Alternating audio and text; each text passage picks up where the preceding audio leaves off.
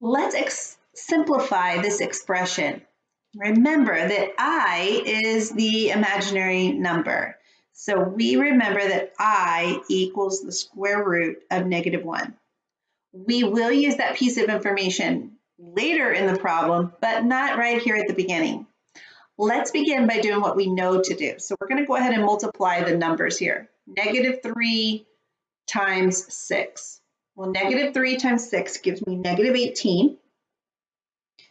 And if I is any variable, I times I will give me I squared.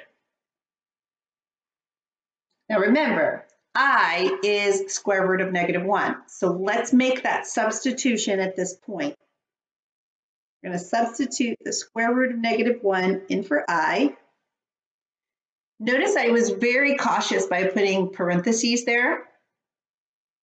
So I've got -18. Now, when I multiply a square root times a square, think about that. That's really saying square something after you take the square root. So those are going to cancel each other out. So we're left with a -1 there.